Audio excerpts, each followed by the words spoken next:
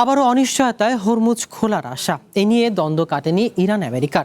তেহরানের দাবি না মানলে হরমুজ খুলে দেওয়া হবে না বলে হুঁশিয়ারি দিয়েছেন দেশটির পররাষ্ট্রমন্ত্রী। এদিকে সামরিক অভিযানের চেয়ে ইরানের ওপর অর্থনৈতিক চাপ বাড়ানোর পথ বেছে নিচ্ছে আমেরিকা, এমন ইঙ্গিত দিয়েছেন প্রেসিডেন্ট ডোনাল্ড ট্রাম্প। সেই সাথে তিনি জানিয়েছেন আমেরিকা তেহরানের সাথে আংশিক দর কষাকষি করছে। তবে ইরানের পররাষ্ট্রমন্ত্রী জানিয়েছেন ওয়াশিংটনের সাথে তেহরানের সরাসরি আলোচনা বন্ধ রয়েছে। আবারও অচল হয়ে পড়েছে হরমুজ প্রণালী। ইরান আমেরিকার আলোচনা থমকে যাওয়ায় এর কারণ। সামুদ্রিক সংস্থা ইউকেএমটিও জানিয়েছে হরমুজে কয়দিনে গতি ফিরলেও ইরানের হামলা চালু থাকায় গুরুত্বপূর্ণ এই জলপথটি পুরোপুরি বন্ধ রয়েছে। প্রেসিডেন্ট ডোনাল্ড ট্রাম্প জানিয়েছেন আমেরিকা ইরানের সাথে কেবল আংশিক দর কষাকষি করছে, কারণ অর্থনৈতিক চাপ সামলাতে তেহরান কতটা হিমশিম খাচ্ছে তা পর্যবেক্ষণ করছে ওয়াশিংটন। রোববার অ্যাক্সিওসের সাথে ফোনালাপে ট্রাম্প জানান ওয়াশিংটন ইরানের বিরুদ্ধে নতুন করে কোনো সামরিক অভিযানে না গিয়ে দেশটির উপর একের পর এক অর্থনৈতিক চাপ বাড়ানোর কৌশল বেছে নিয়েছে।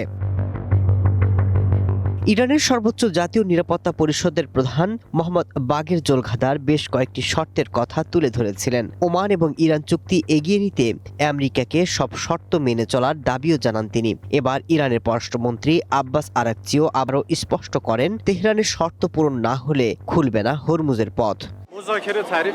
বর্তমানে আমেরিকার সাথে আমাদের কোনো আলোচনা চলছে না। মধ্যস্থতাকারীদের মাধ্যমে বার্তা আদান প্রদান হয়, কিন্তু একে আলোচনা বলা হয় না। আমাদের দৃষ্টিকোণ থেকে যতক্ষণ শর্ত পূরণ না হবে আলোচনা বন্ধ থাকবে। ইরানের শর্ত পূরণ হলে হরমুজ প্রণালী আবারও খুলে দেওয়া হলেও কোন নৌপথ ব্যবহার করা হবে তা নিয়ে ওমানের সাথে চুক্তিতে সবকিছু বলা থাকবে বলেও জানিয়েছে Iran.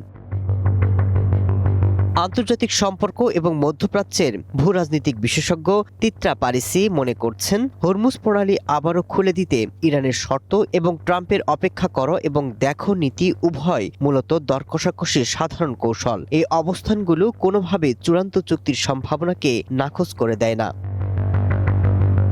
Masud Rana, one international desk.